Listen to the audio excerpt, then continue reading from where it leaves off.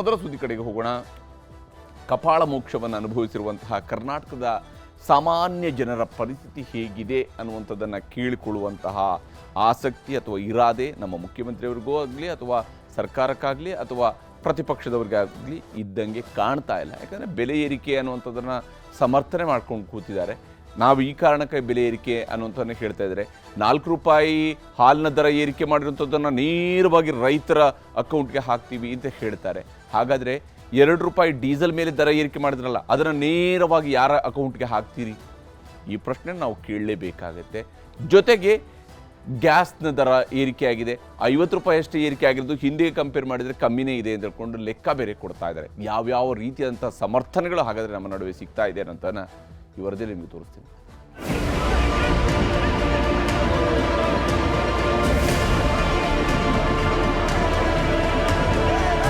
ತಾವೆಲ್ಲ ಜನ ಆಕ್ರೋಶ ಯಾತ್ರೆ ಮಾಡ್ತಾ ಇದ್ದೀರಿ.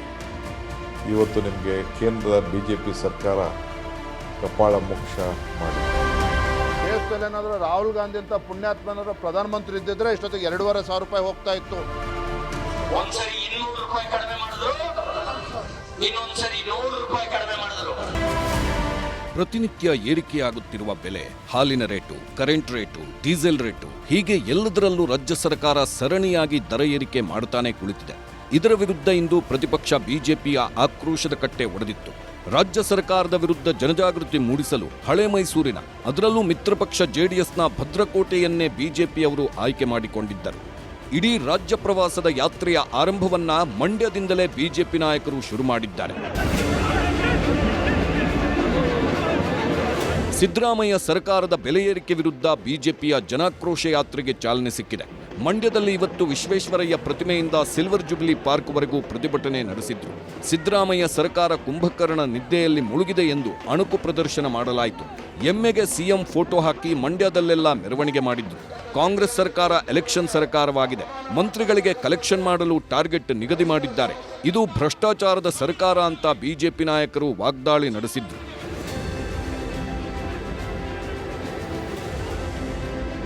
ಬಿಜೆಪಿಯವರು ಹಾಗೆ ಸಿದ್ದರಾಮಯ್ಯ ಸರ್ಕಾರದ ವಿರುದ್ಧ ಮುಗಿಬಿದ್ದಿದ್ರೆ ತಮ್ಮ ಸರ್ಕಾರದ ಬೆಲೆ ಏರಿಕೆಯನ್ನ ಬದಿಗಿಟ್ಟು ಕೈ ನಾಯಕರು ಕೇಂದ್ರ ಸರ್ಕಾರದ ಕಡೆಗೆ ಬೊಟ್ಟು ಮಾಡಿ ಕುಳಿತಿದ್ದಾರೆ. ಕೇಂದ್ರ ಸರ್ಕಾರ ಅಡುಗೆ ಅನಿಲದ ಬೆಲೆ ಏರಿಕೆ ಮಾಡಿದ್ದನ್ನ ವಿರೋಧಿಸಿ ಬಿಜೆಪಿ ನಾಯಕರ ವಿರುದ್ಧ ಇವತ್ತು ಕಾಂಗ್ರೆಸ್ ಬೀದಿಗಿಳಿದಿತ್ತು.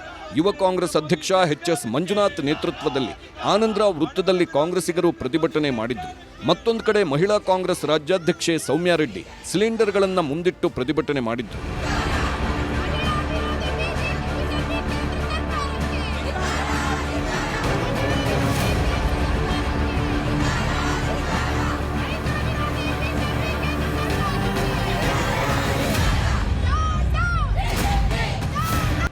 ಬೆಲೆ ಏರಿಕೆ ವಿಷಯದಲ್ಲಿ ಕಾಂಗ್ರೆಸ್ ಮತ್ತು ಬಿಜೆಪಿ ಜಿದ್ದಿಗೆ ಬಿದ್ದಿವೆ. ರಾಜ್ಯದಲ್ಲಿ ಸಿದ್ದರಾಮಯ್ಯ ನೇತೃತ್ವದ ಸರ್ಕಾರ ಸರಣಿಯಾಗಿ ಬೆಲೆ ಏರಿಕೆ ಮಾಡಿದೆ. ಹಾಲು, ವಿದ್ಯುತ್, ಮೆಟ್ರೋ ದರ, ಮೊಸರು, ಖಾತೆ ಕಂದಾಯ, ಆಸ್ತಿ ಖರೀದಿ, ಬಸ್ ಟಿಕೆಟ್, ಹೀಗೆ ಒಂದಾದರ ಮೇಲೊಂದರಂತೆ ಬೆಲೆ ಏರಿಕೆ ಮಾಡಿ ಜನರಿಗೆ ಬರೆ ಹಾಕ್ತಿದೆ. ಕೇಂದ್ರ ಸರ್ಕಾರ ಕೂಡ ಬೆಲೆ ಏರಿಕೆಯಲ್ಲಿ ಹಿಂದೆ ಉಳಿದಿಲ್ಲ. ನಿನ್ನೆ ಇದ್ದಕ್ಕಿದ್ದಂತೆ ಸಿಲಿಂಡರ್ ಬೆಲೆಯನ್ನ 50 ರೂಪಾಯಿ ಏರಿಸಿ ಜನರಿಗೆ ಬರೆ ಹಾಕಿದೆ. ದುರಂತ ಅಂದ್ರೆ ಅಂತಾರಾಷ್ಟ್ರೀಯ ಮಾರುಕಟ್ಟೆಯಲ್ಲಿ ಪೆಟ್ರೋಲ್, ಡೀಸೆಲ್ ಬೆಲೆ ಕುಸಿದಿದ್ರು ಜನರಿಗೆ ಅದರ ಲಾಭ ಕೊಟ್ಟಿಲ್ಲ. ಬದಲಿಗೆ ತೈಲ ಕಂಪನಿಗಳಿಗೆ ತೆರಿಗೆ ಹೆಚ್ಚಿಸಿ ಲೀಟರ್ಗೆ 2 ರೂಪಾಯಿ ಬರೆ ಹಾಕಿದೆ. ತೈಲ ಕಂಪನಿಗಳು ಯಾವಾಗ ಜನರ ಮೇಲೆ ಬರೆ ಹಾಕುತ್ತವೋ ಗೊತ್ತಿಲ್ಲ.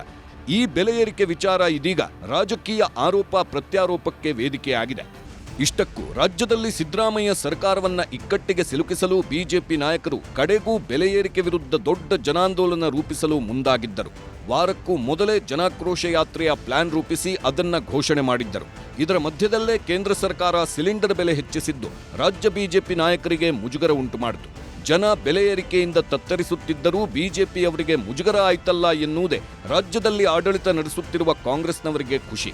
ಹೀಗಾಗಿ ಬೆಲೆ ಏರಿಕೆ ಮಾಡಿರುವ ತಮ್ಮ ನಡೆಯನ್ನ ಸಮರ್ಥಿಸಿಕೊಳ್ಳಲು ಕೇಂದ್ರದ ಉದಾಹರಣೆ ಕೊಟ್ಟು ಜನಾಕ್ರೋಶ ಯಾತ್ರೆ ಎಂಬ ಪ್ರಾಸನ ಮಾಡುತ್ತಿರುವವರಿಗೆ ಮುಟ್ಟಿ ನೋಡಿಕೊಳ್ಳುವಂತೆ ಕಪಾಳ ಮೋಕ್ಷ ಮಾಡಿದ್ದಾರೆ ಮೋದಿ ಅಂತ ಸಿಎಂ ಸಿದ್ದರಾಮಯ್ಯ ಎಕ್ಸ್ ಖಾತೆಯಲ್ಲಿ ಪೋಸ್ಟ್ ಹಾಕಿದ್ರು.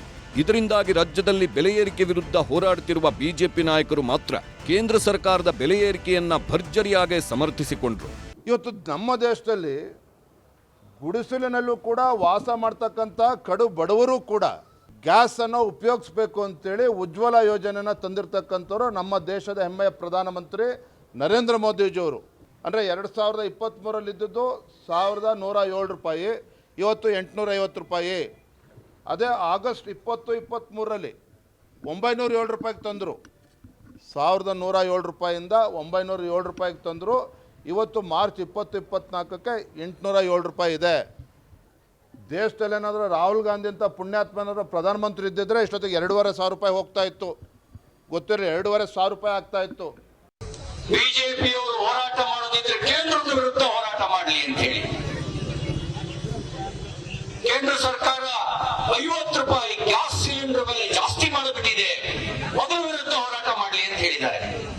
ಒಂದ್ಸರಿ 200 ರೂಪಾಯಿ ಕಡಿಮೆ ಮಾಡಿದ್ರು, ಇನ್ನೊಂದ್ಸರಿ 100 ರೂಪಾಯಿ ಕಡಿಮೆ ಮಾಡಿದ್ರು, ಒಟ್ಟು 300 ರೂಪಾಯಿ ಕಡಿಮೆ ಮಾಡಿದ್ರು.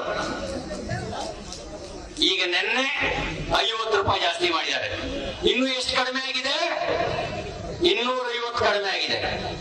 ಎಷ್ಟು ಹೈಕಮಾಂಡ್ ಕಳಿಸ್ಕೊಡ್ಬೇಕು, ಎಷ್ಟು ಮಂತ್ರಿಗಳು ಇಲ್ಲಿಂದ ಉಸಿರಿ ಮಾಡಿ ಹಣವನ್ನು ಭ್ರಷ್ಟಾಚಾರ ಮಾಡಿ ಹಣವನ್ನು ಸಂಪಾದನೆ ಮಾಡಿ ಅಲ್ಲಿಂದ ಹೈಕಮಾಂಡ್ ಕಳಿಸ್ಕೊಡ್ತಾರೋ ಅವ್ರಿಗೆ ಏನು ಗ್ಯಾರಂಟಿ ಅಂದ್ರೆ 5 ವರ್ಷಗಳ ಕಾಲ ಮಂತ್ರಿ ಗ್ಯಾರಂಟಿ ಸರ್ಕಾರ ಕೊಟ್ಟಿದಾರ.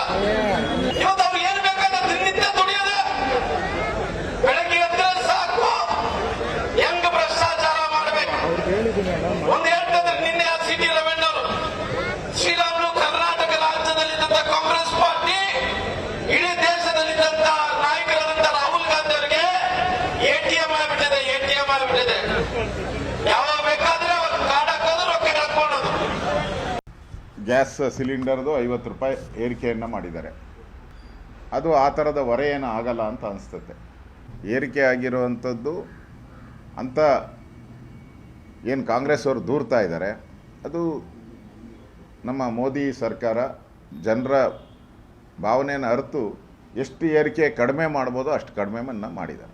ಪೆಟ್ರೋಲ್ ಅಥವಾ ಚಿನ್ನದ ಬೆಲೆ ಇದೆಲ್ಲ ಗ್ಲೋಬಲ್ ರೇಟ್ಸ್ ಮೇಲೆ ಡಿಪೆಂಡ್ ಆಗಿರುತ್ತೆ. ಅದರ ಮೇಲೆ ನಾವು ಇನ್ನಷ್ಟು ಹೆಚ್ಚಾಗಿ ಸ್ಟೇಟ್ ಮೇಲೆ ಟ್ಯಾಕ್ಸ್ ಹಾಕಿದ್ರೆ ಅದು ಭಾರ ಆಗುತ್ತೆ ಜನಕ್ಕೆ. ಇದು ಏನಂದ್ರೆ ನೀವು ಕೊಟ್ಟಿರೋ ಭಾಗ್ಯಗಳನ್ನ ನೀವು ಸರಿಯಾಗಿ ನಿಭಾಯಿಸೋಕೆ ಆಗ್ತಿಲ್ಲ. ಅದರ ಭಾರ ಜನಕ್ಕೆ ಈ ರೀತಿ ಇನ್ನೊಂದು ರೀತಿಯಲ್ಲಿ ನೀವು ಹಾಕ್ತಾ ಇದ್ದೀರಾ. ಈ ಒಂದು ಕಡೆ 2 ರೂಪಾಯಿ ಕೊಟ್ಟು ನೀವು 20 ರೂಪಾಯಿ ಕಿತ್ಕೊಳ್ಳೋ ರೀತಿ ಆಗ್ತಾ ಇದೆ ಈಗ. ಸೊ ಅದರ ವಿರುದ್ಧ ಈ ಒಂದು ಪ್ರೊಟೆಸ್ಟ್ ಅಷ್ಟೇ. ಹೀಗೆ ಜನರ ಜೇಬಿಗೆ ಬೆಲೆ ಏರಿಕೆ ಬಿಸಿ ತಟ್ಟುತ್ತಿದ್ದರೂ ತಮ್ಮ ತಮ್ಮ ಪಕ್ಷಗಳು ಮಾಡಿರುವ ಬೆಲೆ ಏರಿಕೆಯನ್ನ ಮಾತ್ರ ಯಾವುದೇ ಮುಲಾಜಿಲ್ಲದೆ ಸಮರ್ಥನೆ ಮಾಡಿಕೊಳ್ಳಲಾಗ್ತಿದೆ. ಬಿಜೆಪಿಯವರು ಕೇಂದ್ರ ಸರ್ಕಾರದ ಬೆಲೆ ಏರಿಕೆಗೆ ಸಮರ್ಥನೆ ಕೊಡುತ್ತಿದ್ದರೆ ಕಾಂಗ್ರೆಸ್ನವರು ಕೇಂದ್ರ ಸರ್ಕಾರದ ಬೆಲೆ ಏರಿಕೆಯ ವಿಚಾರ ಮುಂದಿಟ್ಟೆ ಬಿಜೆಪಿ ನಾಯಕರನ್ನ ಪ್ರಶ್ನಿಸಲು ಶುರು ಮಾಡಿದ್ದಾರೆ. ಅದೇ ಅವರು ಈಗ ಜನಾಕ್ರೋಶ ಅಂತ ಹೇಳಿದ್ರಲ್ಲ, ಇದು ಬಿಜೆಪಿ ಆಕ್ರೋಶ ಅಂತ ನಾನು ಹೇಳಿದ್ದೆ. ಜನದ ಆಕ್ರೋಶ ಅಲ್ಲಪ್ಪ, ಇದು ಬಿಜೆಪಿ ಆಕ್ರೋಶ ಅಂತ. ಈಗ ಅವರು ಆಕ್ರೋಶ ಮಾಡಕ್ಕೆ ಹೊರಟಿರೋರು ಈಗ ಉತ್ತರ ಕೊಡಬೇಕು. ಮೋದಿಯವರ ಮೇಲೆ, ಮೋದಿ ಸರ್ಕಾರ ತೀರ್ಮಾನದ ಮೇಲೆ ಏನು ಅವರ ಅಭಿಪ್ರಾಯ ಇದೆ ಅದನ್ನು ಕೂಡ ಈ ಆಕ್ರೋಶ ಯಾತ್ರೆಯಲ್ಲಿ ಅವರು ವ್ಯಕ್ತಪಡಿಸಲಿ. ಕೇಂದ್ರ ಸರ್ಕಾರದ ವಿರುದ್ಧನೂ ಕೂಡ ಅವ್ರು ನಿಜವಾಗ್ಲೂ ಜನರ ಪರವಾಗಿ ಇದ್ದಾರೆ ಅಂತ ಹೇಳಿದ್ರೆ ಆ ಎಜೆಂಡನ್ನು ಕೂಡ ಸೇರಿಸ್ಕೊಂಡು ಜನಾಕ್ರೋಶ ಮಾಡಿದ್ರೆ ಆವಾಗ ವಿಜೇಂದ್ರ ಅವರಿಗೆ ನೀವು ಒಳ್ಳೆ ತೀರ್ಮಾನ ತಗೊಂಡಿದ್ದೀರಾ ಅಂತ ಜನಪರ ಕಾಳಜಿ ನಿಮ್ಮಲ್ಲಿ ಇದೆ ಅಂತ ಹೇಳ್ಬೋದು. ಇಲ್ಲದೆ ಹೋದ್ರೆ ನೀವು ಬರೀ ರಾಜಕಾರಣಕ್ಕೋಸ್ಕರ ಮಾಡ್ತಾ ಇದ್ದೀರಾ. 50 ರೂಪಾಯಿ ರಾತ್ರಿ ಅವರು ಜಾಸ್ತಿ ಮಾಡಿದ್ದಾರೆ, ಬೆಲೆ ಏರಿಕೆ ಮಾಡಿದ್ದಾರೆ. ಅದು ಏನು ಗ್ಯಾಸ್. ಅದಕ್ಕೆ ತಾವು ದಯವಿಟ್ಟು ನಮ್ಮ ಸಾಹೇಬರಿಗೆ, ನಮ್ಮ ರಾಜ ಅವ್ರಿಗೆ, ಮೋದಿ ರಾಜ ಅವ್ರಿಗೆ ಹೇಳಬೇಕು, ಸಾಹೇಬ್ರೆ ದಯವಿಟ್ಟು ನಾವೆಲ್ಲರೂ ಬದುಕಬೇಕು. ನಮಗೆ ಸಂಬಳ ಜಾಸ್ತಿ ಆಗ್ತಾ ಇಲ್ಲ, ಮಕ್ಕಳಿಗೆ ಕಷ್ಟ ಆಗ್ತಾ ಇದೆ, ನಿರುದ್ಯೋಗ ಸಮಸ್ಯೆ ಜಾಸ್ತಿ ಆಗ್ತಾ ಇದೆ. ಅದಕ್ಕೆ ದಯವಿಟ್ಟು ನಮಗೆ ಒಳ್ಳೇದು ಮಾಡಿ, ದಯವಿಟ್ಟು ಈ ಬೆಲೆ ಏರಿಕೆಯನ್ನು ದಯವಿಟ್ಟು ನಿಲ್ಲಿಸಬೇಕು ಅಂತ ನಾವು ಎಲ್ಲರಿಗೂ ಕೈ ಮುಗಿದು ನಾವು ಎಲ್ರಿಗೂ ಕೇಳ್ಕೊತಾ ಇದ್ದೀವಿ. ಬಿಜೆಪಿಯವರು ಕಾಂಗ್ರೆಸ್ನವರ ಮೇಲೆ ಗೂಬೆ ಕೂರಿಸ್ತಾರೆ, ಕಾಂಗ್ರೆಸ್ನವರು ಬಿಜೆಪಿಯವರ ಮೇಲೆ ಬೆಲೆ ಏರಿಕೆ ಮಾಡಿದ್ದಾರೆ ಅಂತ ನಿಂದಿಸ್ತಾರೆ. ಆದರೆ ಜನರಿಗೆ ಆಗ್ತಿರೋ ಸಮಸ್ಯೆ ಬಗ್ಗೆ ಯಾವೊಬ್ಬ ನಾಯಕನೂ ಮಾತಾಡ್ತಿಲ್ಲ. ಕಾಂಗ್ರೆಸ್ ಮತ್ತು ಬಿಜೆಪಿ ಬೆಲೆ ಏರಿಕೆ ರಾಜಕೀಯ ನೋಡಿ ಬೇಸತ್ತ ಜನ ಹೇಳಿದ್ದಿಷ್ಟು. ಏನು ಮಾಡೋಕ್ಕಾಗಲ್ಲ, ಎಲ್ಲರೂ ಹಂಗೆ ಇದ್ದಾರೆ. ಇವಾಗ ಅವರು ಹಿಂಗಿದ್ದಾರೆ, ಇವರು ಹಿಂಗಿದ್ದಾರೆ ಸರ್. ಏನು ಮಾಡೋಕ್ಕಾಗಲ್ಲ, ಎಲ್ಲರೂ ಅಷ್ಟೇ. ಜೀವನ ಮಾಮೂಲಿ ನಿಮಗೆ ಗೊತ್ತಲ್ಲ, ಸಾಮಾನ್ಯ ಜನಗಳು ಹೋರಾಟ ಮಾಡೋಕ್ಕೂ ಟೈಮ್ ಇಲ್ಲ, ಅಷ್ಟು ಕಷ್ಟ ಆಗ್ಬಿಟ್ಟಿದೆ ಜೀವನ ಇವತ್ತು. ಅರ್ಥ ಆಯ್ತಾ? ಹಾಗಾಗಿ ಇದೇ ವೀಕ್ನೆಸ್ ಇಟ್ಕೊಂಡು ರಾಜಕಾರಣಿಗಳು ಬೆಲೆ ಏರಿಸ್ಕೊಂಡು ಇದು ಮಾಡ್ತಾ ಇದ್ದಾರೆ. ನಮ್ಮ ಮೇಲೆ ಬೀಳೋದು ಟ್ಯಾಕ್ಸ್ ಎಲ್ಲ ಪೂರ ಅಲ್ಲ. ಏನು ನಾವು ಟ್ಯಾಕ್ಸ್ ಬೀಳೋದು ನಮ್ಮ ಮೇಲೆ ಬೀಳೋದು, ಪ್ರತಿಯೊಂದು ಬೀಳೋದು ನಮ್ಮ ಮೇಲೆ. ದುಡ್ಡು ಹಾಕ್ಸ್ಕೊಂಡು ಹೋಗೋಕೆ ಅಷ್ಟೇ. ದುಡ್ಡಿರೋರು ಹಾಕ್ಸ್ಕೊಂಡು ಹೋಗ್ಬೇಕು ಅಷ್ಟೇ. ನಾವು ಬಡವ್ರು ಏನು ಮಾಡ್ತೀವಿ ಹೇಳಿ? 100 ರೂಪಾಯಿ ಪೆಟ್ರೋಲ್ ಹಾಕ್ಸ್ಕೊಂಡ್ರೆ ಎಷ್ಟು ಓಡಾಡಬೇಕು, ಎಷ್ಟು ಕಷ್ಟ ಇರುತ್ತೆ. ಬೆಲೆ ಏರಿಕೆ ಹೆಸರಲ್ಲಿ ಕಾಂಗ್ರೆಸ್ ಬಿಜೆಪಿಯವರು ತಮಗೆ ರಾಜಕೀಯ ಲಾಭ ತಂದುಕೊಡುವ ವಿಚಾರವನ್ನ ಮಾತ್ರ ಹೈಲೈಟ್ ಮಾಡುತ್ತಿದ್ದಾರೆ. ಆದರೆ ಬೆಲೆ ಏರಿಕೆ ಯಾರೇ ಮಾಡಿದ್ರೂ ಅದರ ಹೊರೆ ನೇರವಾಗಿ ಬೀಳುವುದು ಸಾಮಾನ್ಯ ಜನರ ಮೇಲೆ. ಪದೇ ಪದೇ ಬೆಲೆ ಏರಿಕೆ ಮಾಡುತ್ತಿರುವ ಸರ್ಕಾರಗಳು ಅದಕ್ಕೆ ಪೂರಕವಾಗಿ ಜನರಿಗೆ ಆಡಳಿತದ ಮೂಲಕ ಅನುಕೂಲ ಮಾಡಿಕೊಡಬೇಕು. ಅದು ಬಿಟ್ಟು ಬೆಲೆ ಏರಿಕೆ ವಿಚಾರದಲ್ಲಿ ರಾಜಕೀಯವಾಗಿ ಟೀಕಿಸುತ್ತಾ ಸಮರ್ಥನೆ ಕೊಡುತ್ತಾ ಸಾಗಿದ್ರೆ ಜನರು ಮಾತ್ರ ಇವರಲ್ಲಿ ಯಾರು ಸರಿ ಯಾರದ್ದು ತಪ್ಪು ಎಂಬ ಗೊಂದಲಕ್ಕೊಳಗಾಗಿರುವುದು ನಿಜಕ್ಕೂ ವಿಪರ್ಯಾಸ. Bureau report, news 18. ಎಸ್, ಇಲ್ಲಿ ನಿಜಕ್ಕೂ ಕೂಡ ಕಪಾಳಮೋಕ್ಷ ಆಗ್ತಾ ಇರುವಂಥದ್ದು ಸಾಮಾನ್ಯ ಜನರಿಗೆ. ಕೇಂದ್ರದವರಾಗಲಿ ರಾಜ್ಯದವರಾಗಲಿ ಯಾರೇ ಬೆಲೆ ಏರಿಕೆ ಮಾಡಿದರೂ ಕೂಡ ಕಡೆಗೆ ನಮ್ಮ ಪಾಕೆಟಿಂದೇ ನಾವು ದುಡ್ಡು ಖರ್ಚು ಮಾಡಬೇಕಾಗದೆ ಹೊರತು ಬೇರೆಯವರ ಪಾಕೆಟಿಂದ ಮಾಡೋಕ್ಕಾಗಲ್ಲ. ಸರ್ಕಾರದವ್ರು ಏನೇ ಸಮರ್ಥನೆಗಳು ಕೊಡ್ಬೋದು, ರಾಜಕೀಯವಾಗಿ ಏನೇ ಆಪಾದನೆಗಳನ್ನು ಮಾಡ್ಕೊಳ್ಬೋದು, ಆದರೆ ಬಿಲ್ ಕಟ್ಟಬೇಕಾದಂಥದ್ದು ಸಾಮಾನ್ಯ ಜನ. ಅವ್ರಿಗೆ ಇರುವಂಥದ್ದೇನೆಂದರೆ ಈ ರೀತಿಯ ಬೆಲೆ ಏರಿಕೆಯನ್ನು ಇವರು ಮಾಡಿದಾಗ ಕಣ್ಣು ಮುಚ್ಚಿಕೊಂಡು ಪಾಲಿಸ್ಕೊಂಡು ಅದನ್ನು ಯಥಾ ಪ್ರಕಾರವಾಗಿ ಅನುಸರಿಸ್ಕೊಂಡು ಹೋಗುವಂತಹ ಪರಿಸ್ಥಿತಿ ನಿರ್ಮಾಣ ಆಗ್ತಾ ಇರುವಂಥ ನಿಜಕ್ಕೂ ಕೂಡ ವಿಪರ್ಯಾಸ.